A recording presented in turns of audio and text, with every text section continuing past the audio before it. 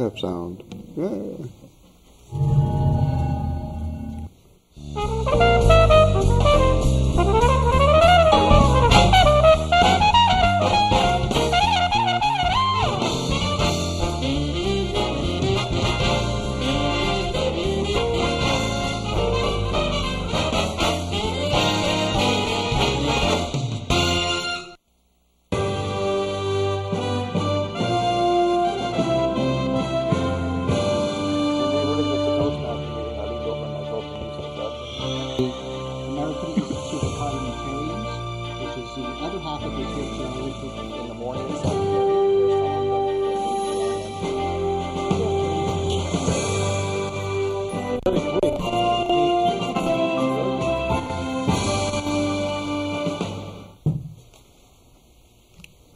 Good evening, everyone, and welcome to this edition of the Speakers and Leaders Hour.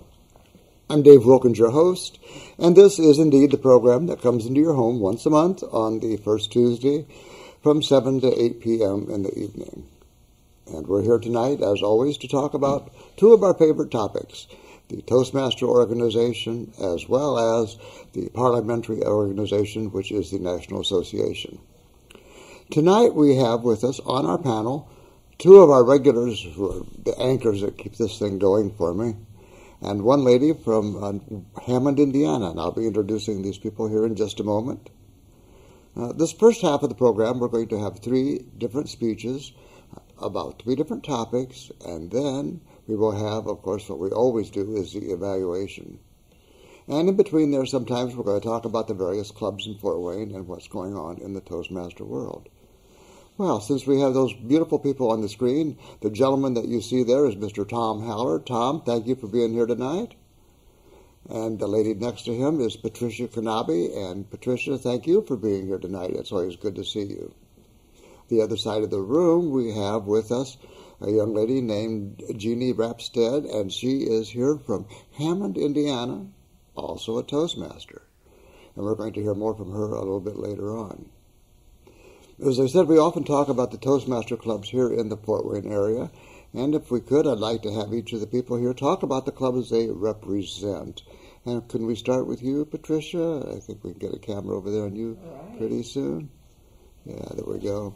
What club are you with, Patricia? My home club is the American Red Cross Toastmasters Club. We meet every Tuesday at noon at the Red Cross building, which is at the corner of Coliseum and Parnell.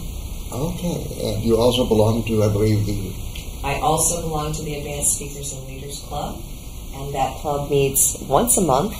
The first Monday of the month, we meet here at the downtown location of the Allen County Public Library, and that club is exactly what the name claims it is. We are advanced speakers. All of us have at least a competent communicator manual completed, and we all belong to other clubs. Okay, thank you very much, Patricia. And next to Patricia is Tom.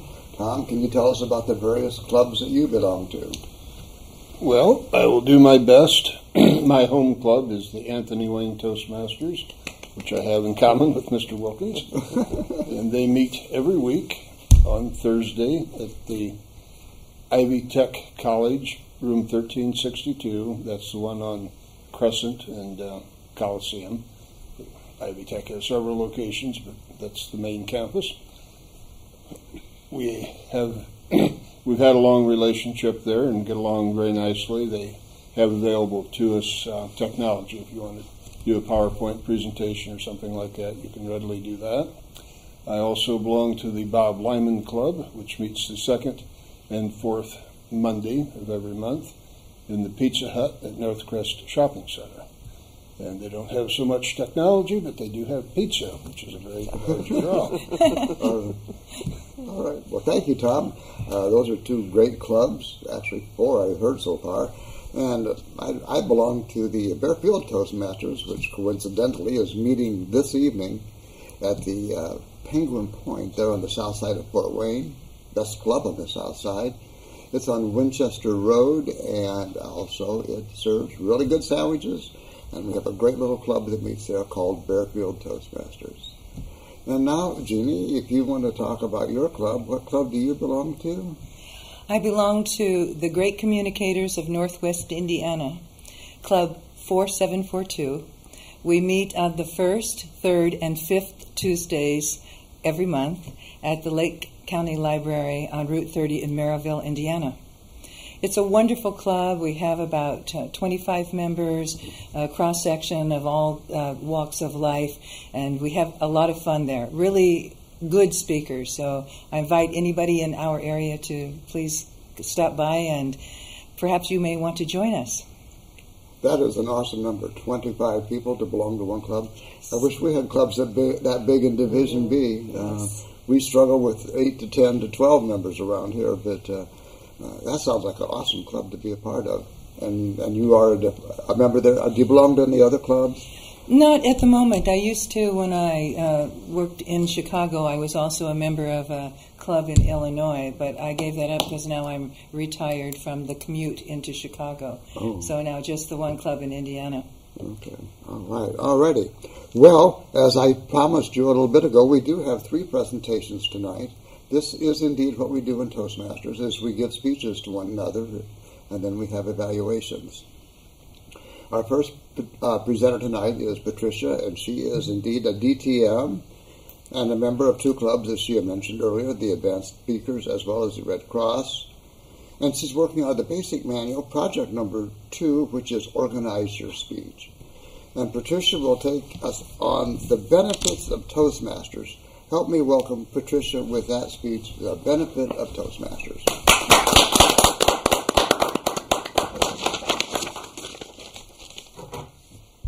Thank you, Master Toastmaster, fellow Toastmasters, most welcome guests, and our viewing audience at home. When we as Toastmasters talk about the benefits of Toastmasters, we have a tendency to dial in on the fact that we help people hone their communication skills. We help people with presentations, with public speaking skills. Tonight, I would like to focus on the other piece of what we do at Toastmasters, and that is the leadership track. Yes, there are many, many benefits to what we do as far as helping people with public speaking skills, helping people with presentation skills. However, our hidden secret is helping people with leadership skills. And I'm going to use myself as a personal example of how this has played out in my particular role in Toastmasters and the many roles I have played in Toastmasters.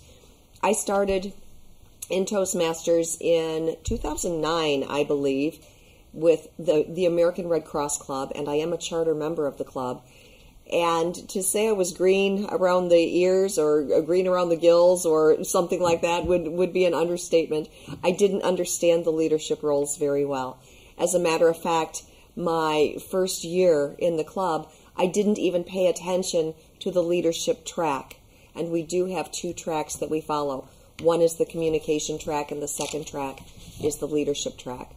I didn't pay attention to that. I was worried on getting my first 10 speeches done, getting my Competent Communicator Award, and I didn't really care much about the Competent Leader Award.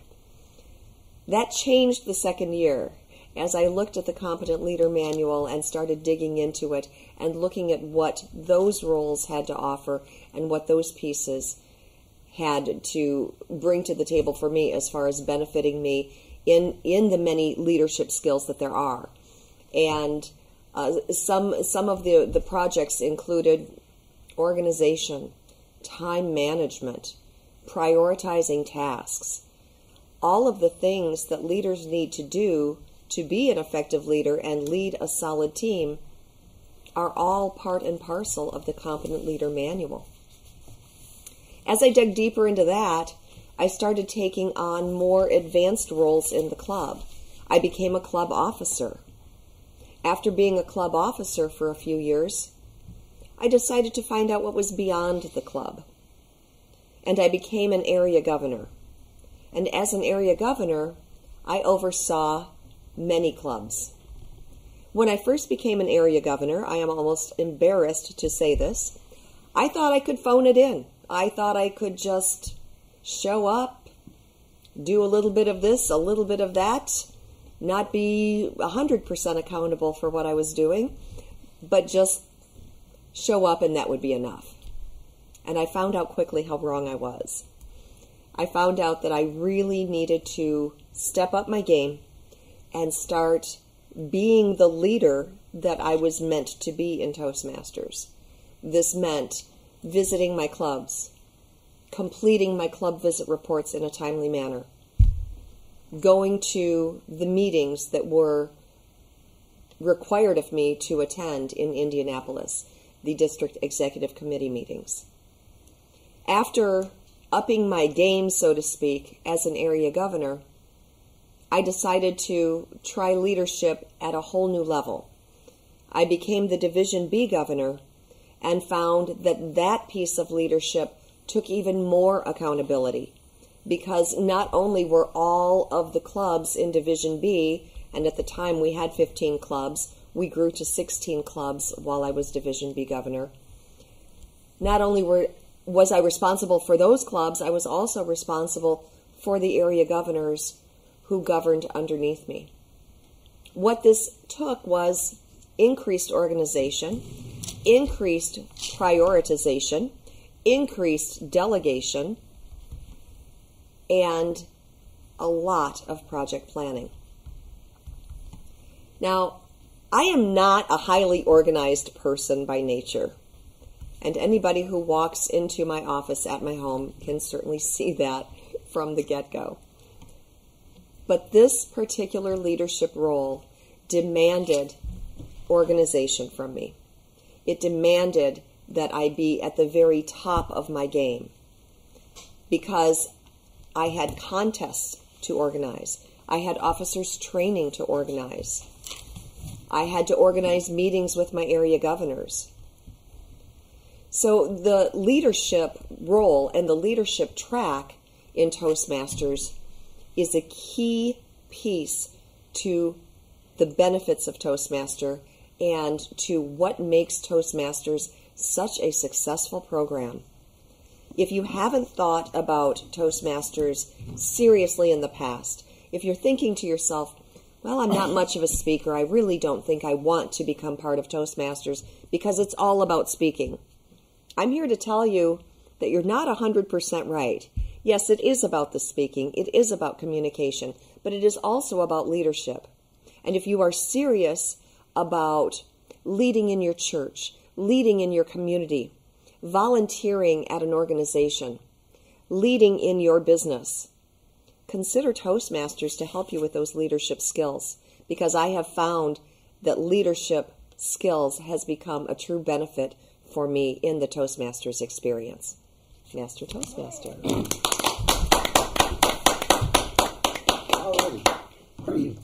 Thank you very much, Patricia. Patricia doesn't even mention it, but she has also taken more leadership roles now that she's out of office. But I can tell you that the 2 years that she was division governor, things ran very smoothly here in Division B, and the contests were right on top of what they should be. It was a very good job. But now she's taken on the role as fall conference chair, and also I understand you are like assistant dean for education for District 11. Yes, for the remainder of this year. For the remainder of this year. Through June, yes. Well, that is an awesome responsibility. So, yes. But if anybody can do it, man, you really can. So thank you for a terrific presentation. Thank you. Our next presenter is a man I've known in Toastmasters for several years now, and he has certainly never shirked from taking a role. He is willing to step in wherever and whenever he is needed. He's always got a speech ready to go. Now tonight, he is going to be speaking from that basic manual, the one we talked about earlier, the Basic Communication Manual, and it's going to be project number 6, and that is using vocal variety. And this man is a history buff. He knows history, and he shares it in the most unusual and unique way. And tonight he is going to talk to us about stories of Abraham Lincoln. Please welcome at this time Mr. Tom Howard.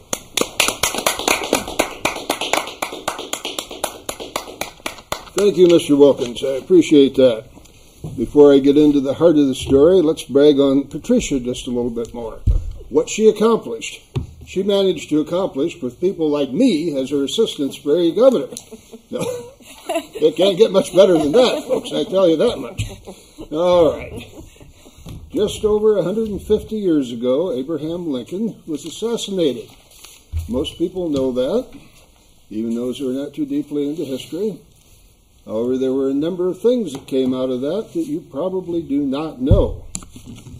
The primary good thing that could be said to come out of that was the eventual saving of innumerable lives, because the doctor, and I had somebody pronounce this once for me, but I don't know how to do it, so I'm just going to spell it, Leale, the doctor who first attended Abraham Lincoln when he was shot, introduced the use of resuscitation, breathing into the injured person's mouth. Now, Abraham Lincoln was obviously way past being saved by this, but he did keep him alive for several more hours. He would have died on the spot had he not done that. Now, that doesn't mean that in 1866 everybody was doing this. There was a little bit of a time lag there. It wasn't until 1909 that the doctor wrote about it in such a way that people understood what he had done, and then it became kind of all the rage. But it was still 50 more years, 1859, before pretty much everybody accepted that that was the way to deal with things like that. Now, they had known how to do this for many, many years before. At one period in history, they had even done it quite commonly, but that had gone very much out of vogue by the time the president was assassinated. Would anybody care to hazard a guess as to why they didn't do it? Why? Because they felt it would be interfering with God's plan to put artificial breath in a person. Now, I would have thought that almost anything that a doctor might have done would have fallen under the same category. I mean, why perform an operation? Why give a person medicine? It would seem to me it would be the same thing. And eventually, everybody did come around to that point of view. But it took a long time. But certainly many people have been saved since then. Now, another strange thing that happened, a former slave, an emancipated Negro woman, was probably the last client, so to speak, to see Abraham Lincoln.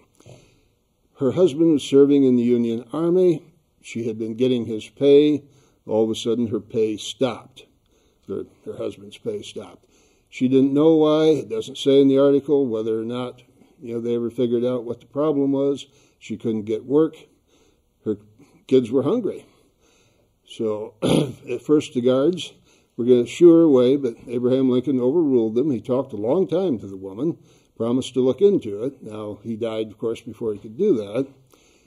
But he told her she should, by all means, whatever it took, see that her children stayed in school and got an education. She always remembered that. She took it to heart. Her children grew up to be such things as teachers and ministers. So she always remembered the kindness that they showed her. When she came back, not knowing yet of the president's death, the policeman on duty felt so sorry for her that he got her a job. So things did work out for her. Now, we generally think of everybody as having gotten on board the terribleness, the horribleness of the president's being assassinated. Well, they did eventually, but it took several months. A lot of the Southern papers, right out of the get-go, thought it was a great thing that he had been assassinated. A lot of his political enemies in the North were also rather uncontrolled in their vitriol. But over a several-month period, they did get over that. Here was one of the newspapers in the South. It doesn't say which one. Lincoln and Stuart assassinated. Lee defeats Grant. That's not quite accurate, folks. Andy Jackson inaugurated as president. They go on to say that these things haven't actually been checked, but they were so glorious and wonderful, they thought that they should be shared with everybody, just in case they might be true. I don't know if that's any different nowadays, but I hope it is. All right. There's not very much of John Wilkes Booth's experience at the end that's been saved. Secretary of War Stanton particularly was concerned that he would be made into kind of a martyr. So they took very few pictures of him. The autopsy that was done has disappeared. There's a lot less known about him than, at this last time that might have been known. So they just didn't want to have too much out there for fear he would be made a hero.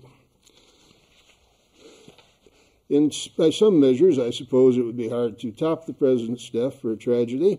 However, Ford's Theater was also the scene of a lot more deaths later on. The government eventually took it over and used it as a government building, and they refused to put any money at all in it. I mean, goodness gracious, it was an old building. It needed renovated. Eventually, the upper floors collapsed, killed over 20 people and wounded some 100 to 150 people. So it just kept on. Lincoln had once seen Booth at a previous play. Booth had played the part of the villain, and it was his prerogative to go around the audience and point his finger right at people and really say nasty things to them as part of the play. He did this to Lincoln so often that a woman with Lincoln said, I really think he's kind of got it in for you, President. And President Lincoln said, yeah, he is pretty sharp with me, isn't he? So they had encountered each other before. Now, one of the most fascinating and absolutely bizarre things that took place was the security guard. There was actually a policeman that was on duty to protect Abraham Lincoln. He first left his post to get a better vantage point of the play. Then he went out and he drank in a bar nearby. We don't know for sure if he ever even came back or not. Well, as it happened, you would have thought that would have upset almost everybody. It, in fact, upset only a handful of people. He was not dealt with in any way by the police department, the government officials. The papers did not vilify him as they might have, as they did so many people. In fact, he continued to work for 3 more years as a policeman until he was eventually fired for sleeping on the job. Now, he continued to watch over the White House, including Mary Todd Lincoln. Mary Todd Lincoln was not very happy about this, and she was not one to keep her feelings to herself, so she told him what she thought of him. But nonetheless, he kept his job for 3 more years. So, altogether, there's a lot of other stories that go along with this. It's a very fascinating time in history, but I think that will probably have to suffice us for now, but you can look this up on the internet if you would choose to. I will now return control to our illustrious Mr. Dave Wilkins. Very interesting. Thank you so much, Tom. Your presentations always have such a personal, you just bring out that you actually feel like as though you were actually there when you give these presentations. That was great. And now for our third and final presentation on this half of the show. And this lady I was pleased to meet about a year ago at our spring conference in Indianapolis when she was part of a drama play that was part of the Fun Night program, as well as a contestant in the speech contest. She's really very accomplished. She won first place in the Tall Tales at the Region 4 conference, and she belongs to the Great Communicators of Northwest Indiana. At 4742 is the club number. So far, she has 22 first-place wins and 3 second-place wins in different contests. And in District 17, she was Toastmaster of the Year some years ago. She's really a very talented lady, and tonight she's going to use her humor to tell us why we should join Toastmasters. Please welcome at this time Jeannie Rapstad. Thank you very much, Mr. Toastmaster, fellow Toastmasters, and television audience. Toastmasters International founder Ralph C. Smedley held the first Toastmasters meeting in Santa Ana, California on October 22nd, 1924. Almost immediately, Smedley was inundated with requests for a system that enumerated the basics of public speaking. In response, Smedley prepared a manual of instructions and 10 lessons in public speaking. I've been in Toastmasters for about 6 years now, and during that time I've learned a thing or two about presenting speeches. I know that some of you may be happy to hear that I have compiled 10 tips of my own that I am more than delighted to share with you this evening. Please, no applause. Your everlasting gratitude is all the thanks I need. Tip number 1, relax. Many people suffer from glossophobia, which is the fear of public speaking. But in Toastmasters, there's no reason to be afraid, because even if your speech is terrible, what's the worst that could happen to you? They can't kill you. Toastmasters is very strict about that. So relax. Toastmasters is a safe place to make a fool out of yourself. Tip number 2, no excuses. If you are very nervous, a beginner speaker, or an ill-prepared, experienced speaker, do not bum out your audience at the start of your speech by confessing the obvious. They're going to figure that out all by themselves soon enough. No, what you need to do is turn on your charm, flash your best smile, and try to bamboozle those people into thinking you know what you're doing. Tip number 3, approach the lectern with confidence.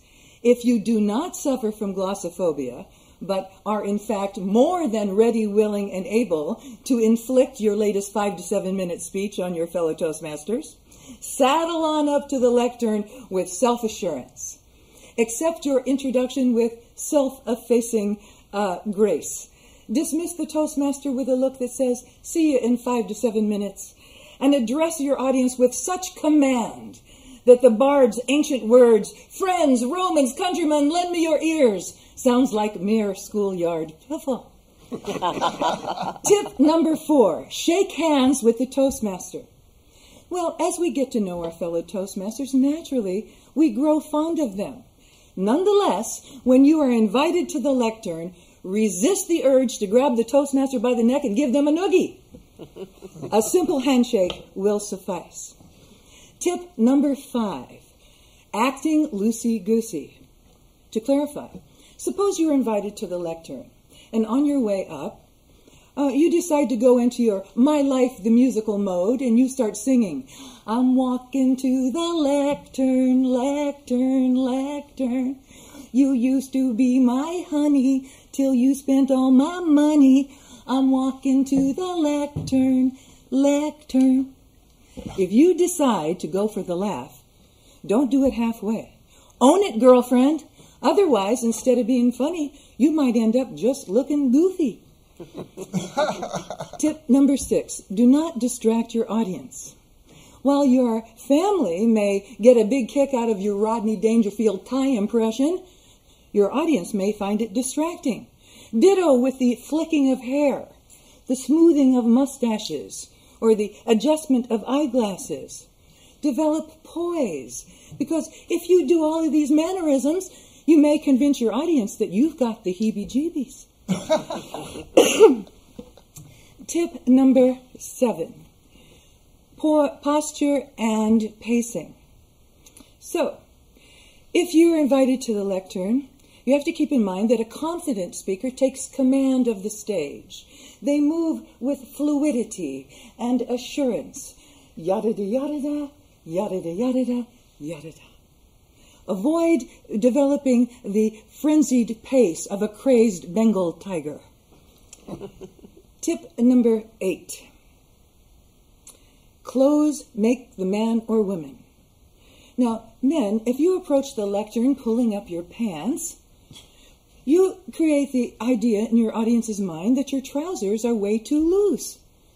Do not give your audience the idea that your pants could fall off at some point during the presentation. Ladies, if your dress is too tight and it keeps riding up and you have to keep pulling it down, you create the impression in your audience's mind that that thing just might rise up right over your knickers. Too loose, too tight. Either way, it's way too much drama for your audience. Tip number 9, rehearse, rehearse, rehearse. There is no substitute for adequate preparation. Never give your audience the impression that this is also the first time that you are hearing your speech. If possible, memorize your speech, because no matter how much your audience likes you, they do not want to listen to you read to them for 5 to 7 minutes. Tip number 10, time management. Unless your audience is comprised of all of your known relatives, chances are by the 7-minute mark, they've had all of you they want. Do not linger. Here's a good rule of thumb. Get on, do great, get off. Do not make us get the hook. In conclusion, as it states on the Toastmasters International website, every Toastmasters journey starts with a single speech. I hope that in addition to the guidance and instruction originally conceptualized by Ralph C. Smedley and currently published in the Toastmasters manuals, you will find my 10 tips helpful as well. Here's wishing all of you a successful Toastmasters journey. Mr. Toastmaster. Wow. Thank you very much. Thank you, thank you. And thank you, Jeannie. I wish everybody here in Fort Wayne and all of Toastmaster land could actually hear that presentation. Thank you very much. It's funny, it's humorous, and it's so commonsensical. All right, now we have heard all 3 speeches, and we're going to go into the evaluation mode. Our first presenter tonight was Patricia, and, well, as a matter of fact, Jeannie, you are the evaluator. Do you want to come up here, please? Thank you very much. Thank you, Mr. General Evaluator, fellow Toastmasters, and especially you, Patricia. That was a fabulous speech. I just loved it from beginning to end. You touched on a topic that I know very well, the avoidance of leadership. Okay, so when I first joined in Toastmasters during this past 6 years of being Toastmasters, I never brought my competent leadership manual so that people could write off. I mean, I probably could have earned that years ago, but I never brought it because nobody really brought home to me the importance of taking advantage of the leadership portion of this organization, and you did a wonderful job in your speech tonight doing that. You touched on the things that will help us to become better leaders in our own lives and in our jobs: organization, prioritization, delegation, project planning, conferences, training. All of those were excellent points, which I really tried very hard to avoid because I took a leadership position actually as a president of my club one time, and that went well. And then I took a job as the public relations, and I found that a lot harder because actually they expected me to do things, you know, to promote the club, where if I'd heard your speech, I would have had a little bit of help in that direction. All of the things you mentioned are traits of good leaders. I liked some of the expressions that you used about in your early days of understanding what leadership was about in Toastmasters. For example, the phrase phoning it in. You know, I tried to do that. I could relate to that. And little accountability. There are things that we need to be accountable for. I think this is a wonderful speech. I think everybody ought to hear it in Toastmasters. Now, in terms of what could you have done to make this speech more effective? That's very difficult because a speaker at your level, you are an advanced speaker. So the things that we talk about with beginner speakers, they just don't exist anymore with you. So at your level, we begin to go into the area of style. And your style is very composed, very poised, very pleasant, very likable. There are so many pluses about it. If I could add just one thing, and this is just one woman's opinion, a little bit of humor would probably add with the vocal variety of that speech. But otherwise, it was terrific. Thank you very much.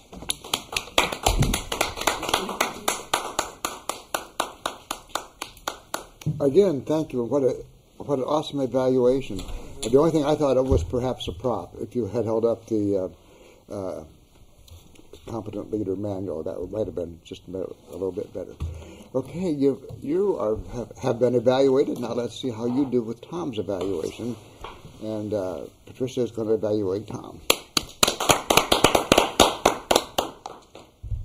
Thank you, Master Toastmaster, fellow Toastmasters, guests at home, and especially Tom. Tom's objective for his speech was to give a speech with vocal variety. This is from the Competent Communicator Manual, and it is Project 6, as Dave mentioned earlier. Tom, you are a wonderful historian. I don't know where you find the meat for your speeches, but you find such fascinating stories. I always love listening to your speeches. This particular speech lent itself to adding vocal variety through the newspaper headlines, through what people said, through announcements that were made, and you brought that home beautifully. I thought you used your vocal variety to the best of your ability, and it brought your stories to life. The word pictures were wonderful, and I felt the speech flowed beautifully.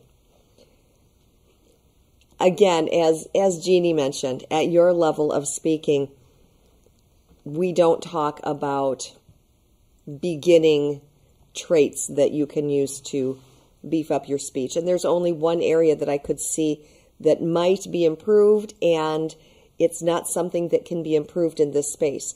I would have liked to have seen more body language. However, with the limited space we have to work with in the studio, it's not very conducive to using body language.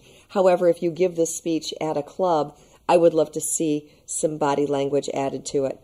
Overall, I love the stories about Lincoln. I hadn't heard any of those stories. So it was nice to see a historical figure come to life in a different way. And as always, I appreciated the speech very much. Thank you, Tom. Dave. Thank you very much, Patricia. Awesome evaluation. This program is going extremely well. We have one more evaluation before we close out this half, and that will be Tom's evaluation of the presentation by Jeannie. Tom, please. Thank you, Mr. Wilkins. Somewhat reminded of a recent event. I went to a club open house, and they played several of the top speeches from the international competition out in Kuala Lumpur. These are really high-caliber speeches, and the club took it upon themselves to evaluate them. And I thought that took a certain amount of chutzpah to do that. And I feel somewhat in the same boat here with your experience, with your training and everything, that perhaps I am unworthy to. It says, why do you think the audience was entertained? Well, I was in the audience, and I know good and well that we were extremely entertained. You could tell by the laughing. I was not entirely sure what your ranking was. I assumed it was a rank by order of importance, perhaps, but it seemed like the first thing was about as important as the last thing. So, great job. It says about using descriptions and anecdotes and so forth. I'm not sure how you could have done any better in the time you had allotted to you. You are one funny lady, as you probably know by now. I'm sure you've been told that before. Great poise, lots of experience. Under the heading of what to improve on, one thing that the late Bob Norris taught me was that if it gets down to the point of telling people that their shoelaces don't match their tie, maybe you ought to just keep it to yourself and confess you couldn't find anything. What I'm going to suggest is a matter of opinion. I don't think any legal action could be taken, but twice you, in my opinion, once again, just in my opinion, you used the rather famous Dale Carnegie phrase. You rephrased it and used it. Perhaps you should have credited it. What he said was, as I remember it, never tell the audience you're not prepared. They will soon enough figure that out for themselves. In my opinion, you come close enough to that perhaps you should have credited Dale Carnegie. But that is a matter of opinion. But overall, it was a really great joy to listen to you speak. Not sure when I will again have the opportunity to hear you, but I look forward to that and certainly hope that I do. I have a question. Who came in second the last time that she won a contest in our district? I'm thinking it was your wife. Yes. Was it? I think it was Bernice. Okay, that's quite possible. It was. It's true. Yes. So we have the leadership of the district, as far as speaking ability, very close to us here. Mr. Wilkins.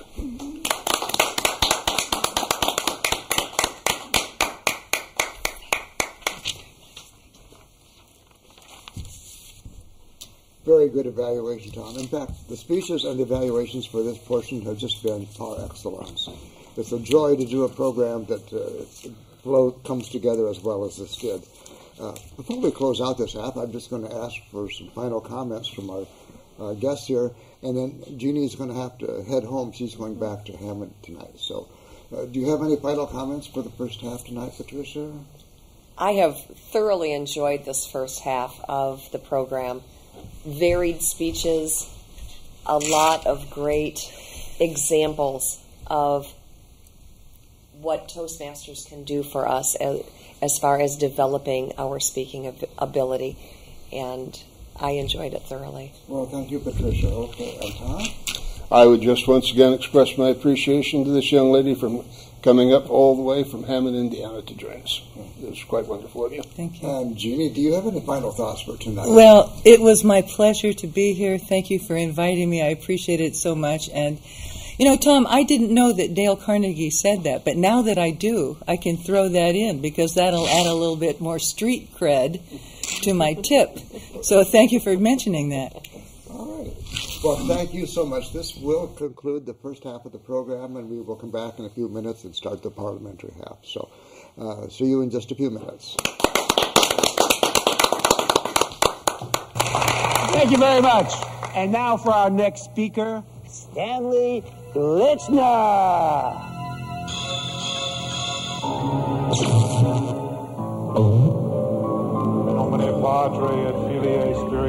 Speaking in public doesn't have to be a death sentence. At Toastmasters, we can help you overcome your fears.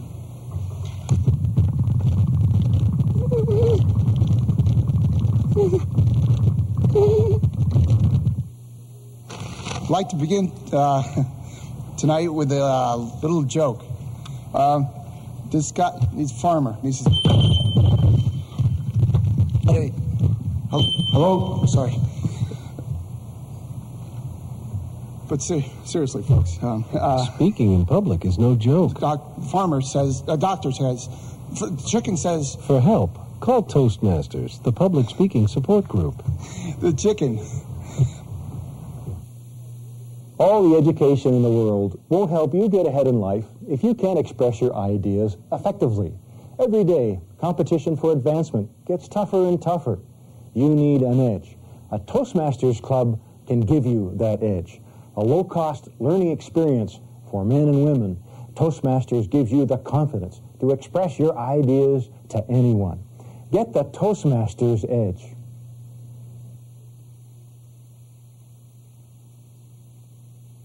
What future do you envision for yourself? What dreams do you have? If you want your dreams to come true, you must have confidence in yourself and your abilities. A Toastmasters club can help you build that confidence. A low-cost learning experience for men and women. Toastmasters shows you how to express yourself clearly and effectively. Make your dreams a reality. Join a Toastmasters club.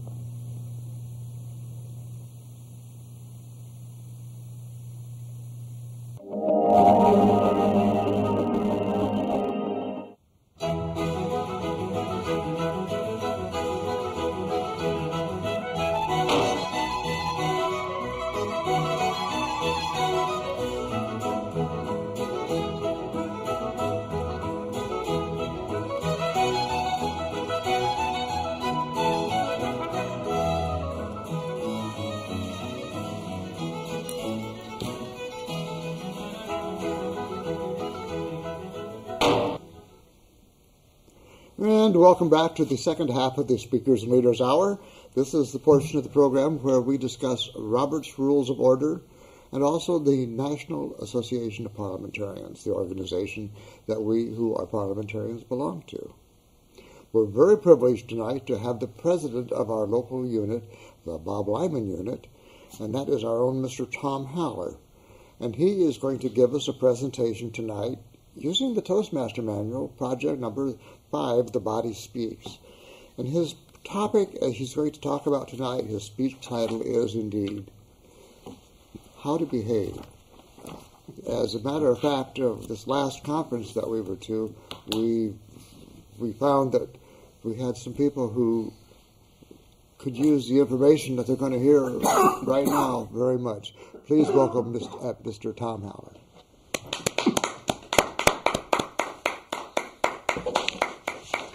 Mr. Wilkins, thank you very much. It's always a privilege and a pleasure to be here or to be around you in any capacity.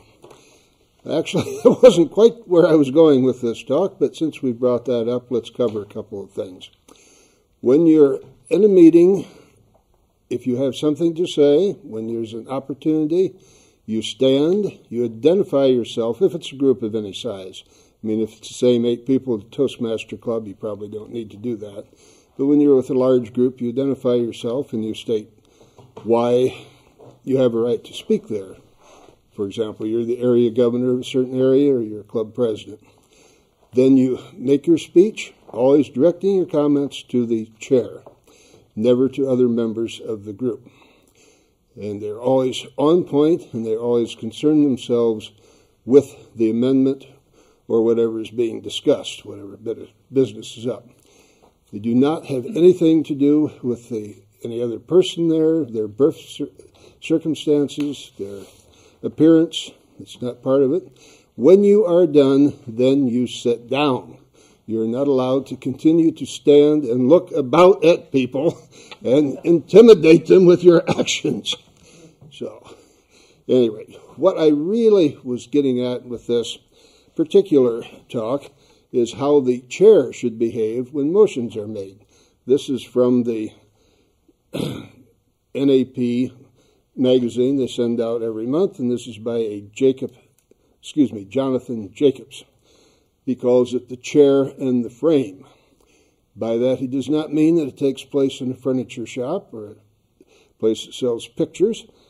He means what happens when a person makes a motion that is not quite right. And this happens all the time.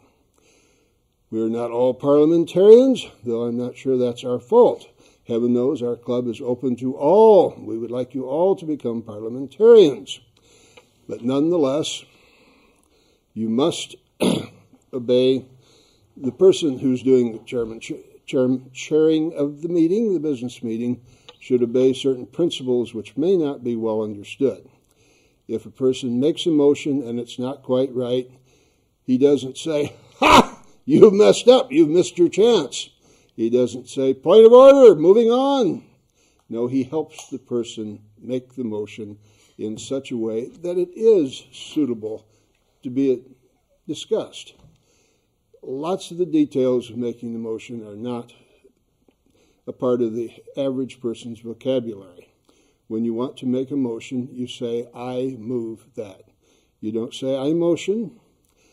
You don't make a negative motion. You always make it in the affirmative. That alone can become very confusing.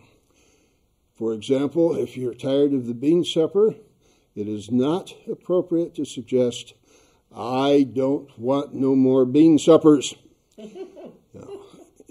You would, if someone would say that, well, yes, you could laugh like my companion over here did, but that wouldn't be nice. So it's really not too important if it's somebody else in the audience, but the chair shouldn't laugh. You must appear neutral and you must be helpful. You must help them reframe that in such a way that it is a suitable motion. Now, since it must be in the positive, if all else fails, you may have to make the motion with a view to having it defeated, but it should always be in the positive. I want to explain something that's a little bit to the side of that. I've heard time and again the president or the presiding officer, the chair, can't bring business to the meeting. Of course the president can bring business to the meeting. They may be the only one that has this information. They may be the only one who can remember it. What they don't generally do, unless it's at a committee meeting, then they can do this. They don't make a motion. But if everybody else has forgot that it's time to send the dues in, and this requires action by the group, certainly the president brings it up and suggests we need to deal with the matter of sending the dues monies in. It's not an option not to do that. There's nothing wrong with that. Then someone else presumably will make the motion. So the main thrust of my speech is the person who is conducting the meeting, if he needs to have assistance from his parliamentarian, that's fine. But he needs to be able to reach out to the members and help them frame the motion in such a way that it can be discussed. Sometimes there's no way you can frame the motion and make it work. This came up recently. If the motion is to paint the room green, an amendment to it might be to paint it Kelly green. That would be appropriate. It would not be appropriate to suggest that you paint it red. That negates the motion. So what you must do is first deal with the amendment with whatever bit of business you're doing, and then if there's still need to decide on the color of the room, somebody could suggest red, but that is a separate one, and you do this with the utmost politeness and tact. I don't really have much tact, so I won't demonstrate it for you, but with the utmost tact, you must make it clear that that won't work. Not because they're stupid, not because they're ignorant, but just happens to be contrary to parliamentary procedure. So, to summarize, at all costs and by all means, the chair must be not only even-handed, but helpful to the members so that they can conduct business in as effective a way as humanly possible. Mr. Wilkins, take it away. All right. Thank you, Tom. Good information, and I know that some of that information has come from the practical application of being the president of the club. As usual, all speeches are evaluated, and this time we'd like to have Patricia. Okay. Can you give the evaluation of Tom's presentation? Sure, absolutely. All right, if you want to come up here, please. Thank you. Master Toastmaster, fellow Toastmasters, guests at home, and especially Tom. I must say this took me by surprise. I wasn't expecting to do the evaluation verbally, but here we are, and this is what we do as Toastmasters. We are flexible, and we move forward when we are asked to step up and do something. Tom, once again, I liked your vocal variety. I liked your gestures. I liked the information in the speech. Your eye contact was very good. Your speech purpose and your speech organization were clear. I think for the purpose of the fact that there is limited space here for the use of body language, and the purpose of the speech is your body speaks, I think maybe some more animated facial expressions might have helped the speech a little bit, but the gestures that you did use were natural. They were exaggerated, which I thought was a positive. You did use the space that you had to your best advantage, and I enjoyed the speech very much. Thank you, Tom. All right. Master Toastmaster. Okay. Thank you very much, Patricia. Excellent evaluation. I thought that we might have a little bit of fun with a quiz that was written some years ago. I'm not even sure who did it. It's probably anonymous. And it's a simple yes and no, I believe, quiz. And just think about the answers as I go over the questions. Have you ever attended any parliamentary classes? Have you? Maybe, maybe not. No. Do you know who Henry Robert is? Yeah, all right. Are you comfortable leading a meeting? I am for the most part. There are times that I need some assistance from the experts. Okay. Let me interject here, if I might. She has led many, many meetings, and she has always done an excellent job. I noticed that myself. You're always fully prepared. You just and you just jump right in too. As president, can you debate a motion?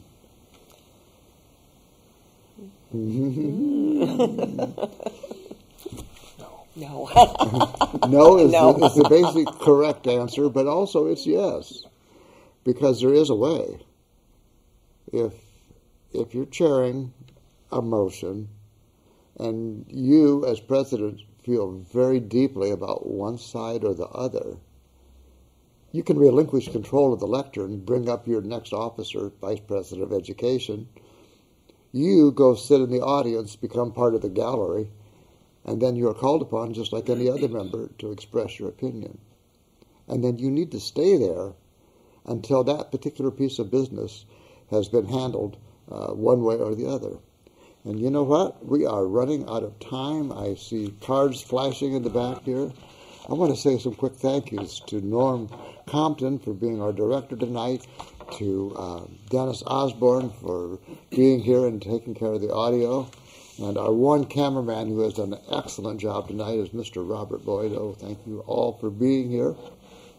Of course, we thank the Allen County Public Library. And remember, we have meetings coming up the third Monday of the month for the parliamentary group. You heard about the Toastmaster meetings earlier.